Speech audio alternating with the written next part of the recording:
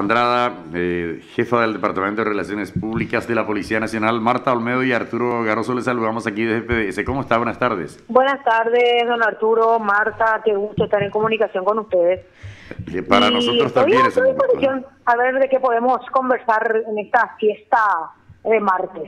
Y por sobre todas las cosas, comisario, querríamos que nos ilustre un poquitito, o sea, sabemos hasta donde la escuchamos a usted, incluso en conversaciones con distintos medios, que lo que puede hacer la policía en estas condiciones a partir de las restricciones que están vigentes hasta desde las 20 hasta las 5 del día siguiente, sería entonces tomar nota, e incluso notificar de algún suceso, algo que ustedes consideren oportuno en los puestos de control a la Fiscalía. Y hasta ahí va básicamente la potestad de la policía en estos días. ¿O hay alguna otra...?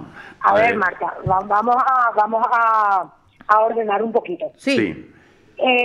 Estos operativos de control bastante intensos se vienen realizando ya desde el 10 de este mes. Sí. Solamente que no eran tan visibles, puesto que nuestro horario permitido, digámosle, para circular iba hasta la medianoche. Exacto. Entonces los controles se realizaban en el turno de la madrugada, entonces no eran muy vistos por la ciudadanía, sí, a través de los medios digitales y a través de las páginas Relaciones Públicas podíamos ver el reporte de los procedimientos que se hicieron durante la madrugada. La modalidad de que con este nuevo decreto presidencial que se inició hoy a la medianoche, el horario se limitó aún más. Vale decir que en las zonas consideradas rojas, que son las principales ciudades cabeceras de los departamentos, nuestro horario permitido de circulación va hasta las 19:59. A partir de las 20 hasta las 5, como lo explicaste el día siguiente, está en líneas generales prohibido circular, salvo quienes están exentos del cumplimiento de este decreto.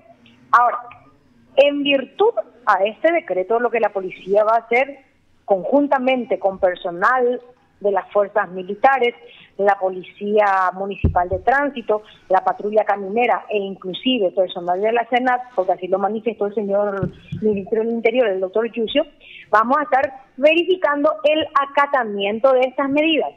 Ahora, ¿qué pasa cuando, qué sé yo, a las 9 de la noche la hamburguesería o el restaurante Mi Abuela permanece abierto? Pues bien, evidentemente vamos a agotar las instancias de diálogo, de mediación, negociación, de modo a llegar a una solución lo más pacífica o lo más, lo más prudente posible entre ambas partes. ¿Qué pasa cuando el propietario o la propietaria dice, no, yo no voy a cerrar, me importa, yo tengo que trabajar y bla, bla, bla, la historia de siempre? Bueno, en esos casos solamente se labra acta y esa acta, Marta, se eleva al Ministerio de Salud, no a la Fiscalía. ¿Y por qué no a la Fiscalía? Porque lastimosamente nuestro decreto presidencial no tiene la fuerza de una ley. Vale decir que su incumplimiento no constituye un hecho punible. Y al no constituir hecho punible, la Fiscalía no tiene ni competencia ni jurisdicción. Entonces se informa al Ministerio de Salud y según tengo entendido, el Ministerio de Salud, según su protocolo, es quien inicia el sumario respectivo y eleva esos antecedentes que la policía le comunicó a la instancia respectiva. Por ejemplo, en el caso de los bares y locales gastronómicos, quiero pensar de que lo va a remitir a la municipalidad para que la municipalidad nuevamente realice tome las medidas respectivas en cuanto al local en sí. Va a ser una... Sí, la estamos escuchando atentamente, claro, comisario, y vos sabés que hasta me sorprende. Hay algunas cuestiones que me parecen novedosas dentro de este nuevo sistema de control. Claro, porque... así se venía haciendo, Marta. ¿Sí? Así se venía haciendo. La Fiscalía no tiene jurisdicción ni competencia en lo que respecta a acatamiento de de restricción horaria o acatamiento del decreto presidencial. Ajá. Y por otro lado tenemos la ley 6699 que nos obliga a todos al uso del tapabocas. Sí. Con esta ley ocurre un procedimiento similar. Se filma a la persona que está incumpliendo o a las personas, se labra nuestra famosa acta, se individualiza a los infractores, se les hace firmar y esta acta ya no se eleva al Ministerio de Salud, sino se eleva al Juzgado Penal de la Niñez y de la Adolescencia, que según la ley, según esta misma ley, es el órgano encargado de aplicar la sanción respectiva en el caso de que así procedan ellos, ¿verdad? Porque tengo entendido, si la memoria no me falla, que este juzgado le llama a la persona infractor en el término de 24 horas para que haga su descargo respectivo y después ellos deliberan y establecen si corresponde o no la aplicación de una multa, alguna sanción, algún servicio comunitario, etcétera, etcétera. Claro. ¿Y en qué casos, por ejemplo, puede intervenir el Ministerio Público? ¿Ustedes derivar directamente al Ministerio Público los casos? Porque anteriormente cualquier persona que era encontrada en la calle era registrada, incluso llevada en los primeros días de la cuarentena estricta, eran llevadas a las unidades policiales y de ahí se comunicaba el caso al Ministerio Público. En esta etapa, ¿en qué casos puede intervenir el Ministerio Público? Correctísimo. Me remonto a la primera, a nuestra famosa cuarentena cero, cuando empezaba todo esto. Resulta que ahí cobró protagonismo la Fiscalía porque la prohibición de salir era para todos, nadie podía salir. Sí.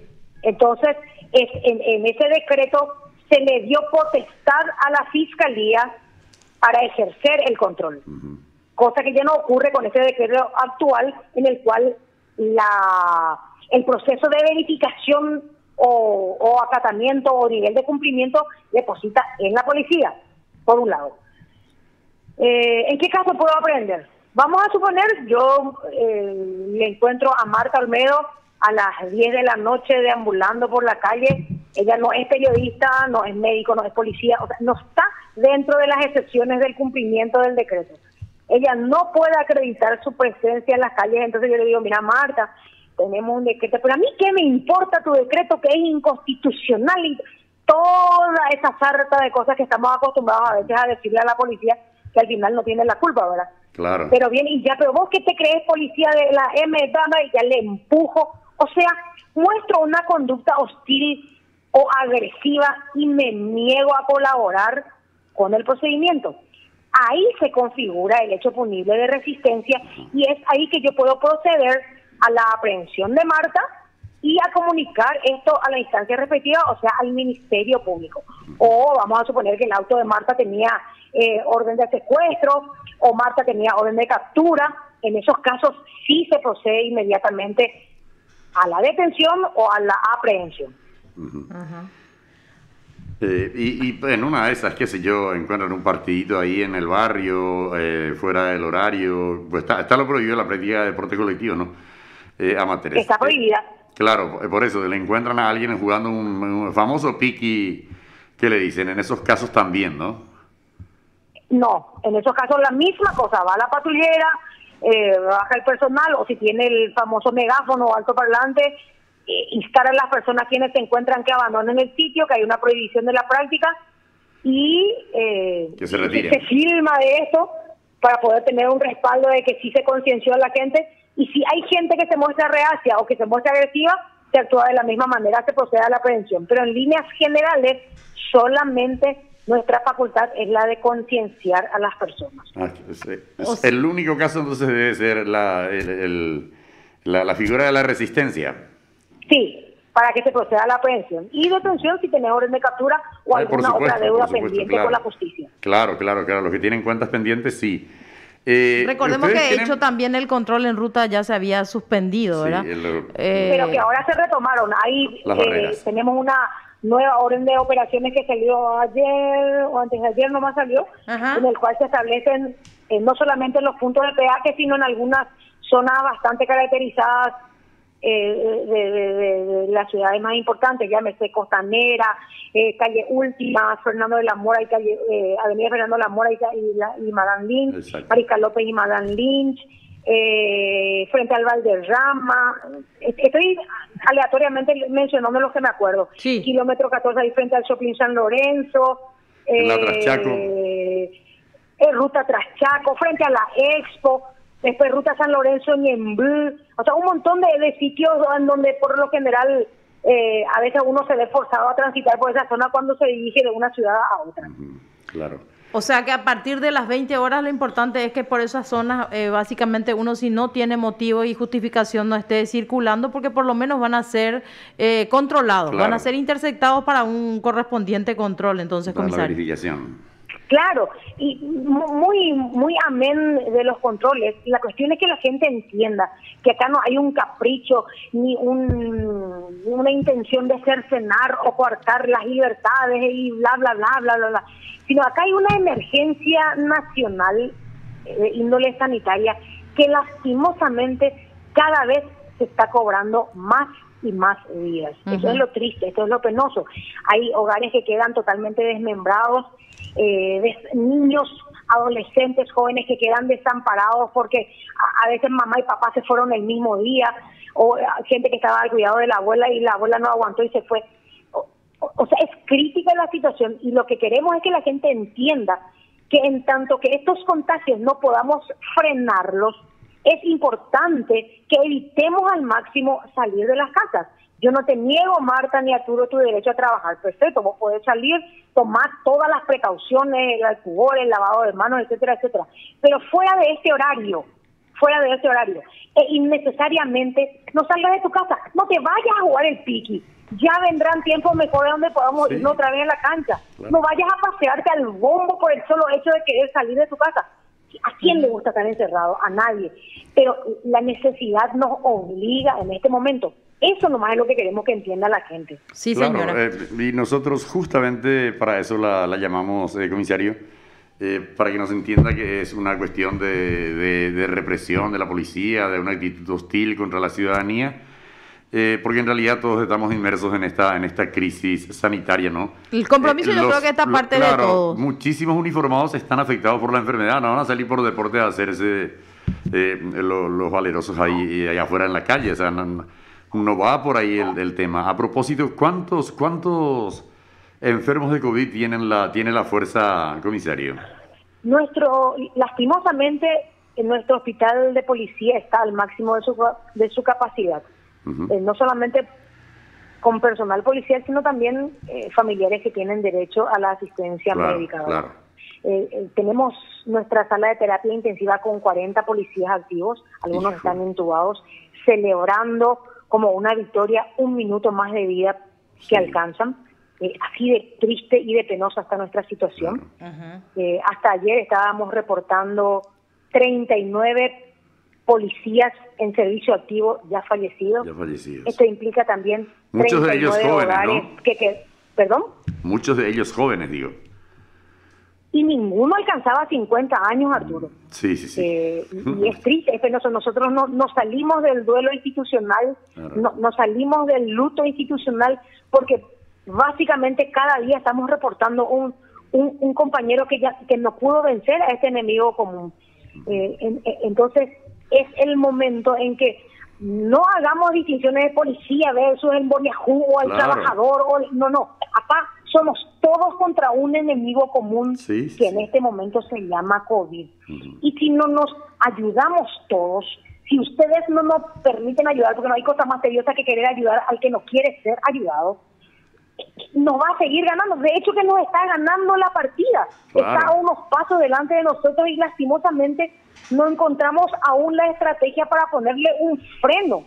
Y dicen los médicos que la única manera es evitando salir innecesariamente de nuestras casas. Cuando no hay circulación de personas, el virus no encuentra un huésped en donde alojarse. Entonces, transcurrido cierto tiempo, ese virus muere al no encontrar un portador. Y bueno, y eso es lo que queremos que la gente entienda. Claro, sentido común, no exponerse. Y así. Bueno, comisario, le agradecemos muchísimo el tiempo y la paciencia para detallarnos todo esto. Y claro, sí, realmente aclaraciones, pues yo me imagino que a muchos nos está quedando claro cómo básicamente va a ser el procedimiento. Ahora lo único que tenemos que ir evaluando es cómo encargarnos de las personas que lamentablemente tienen el tope laboral, del horario laboral hasta las 8, porque su retorno a casa es un poco lo que se complica. Muchísimo. Es un poco la materia pendiente. Es comprensible, Marta, eso es bastante, evidentemente, tenemos que tener en cuenta también que esta cuestión de la regulada a mucha gente les afecta. Sí. Yo tampoco puedo hacerme muy el afán y decir, no, tenés 1 hora para llegar a tu casa. Realmente. Hay realidades que uno no puede negar y evidentemente tenemos que ser condescendientes con esa persona quien por motivos muy ajenos a su voluntad no está pudiendo llegar. Sí. El lenguaje no verbal, el lenguaje corporal luego te indica cuando, o sea, tiende a indicarte cuando una persona está mintiendo o no, ¿verdad? Uh-huh. Claro, exactamente, comisario. Y en realidad, como dice usted, básicamente no creo que esta sea ya una función específica de la policía. Como dice usted, lo único que les queda es ser tolerantes y considerados con este sector, pero lamentablemente faltarían medidas concretas que a ellos también les garanticen la posibilidad de estar como todos protegiéndose en sus casas a partir de las 20 horas. Le agradecemos mucho, comisaria. Muchísimas gracias. Por favor, el gusto ha sido mío, Marta, a las órdenes. Hasta luego. Hasta luego. Lo escuchaste aquí en PDS.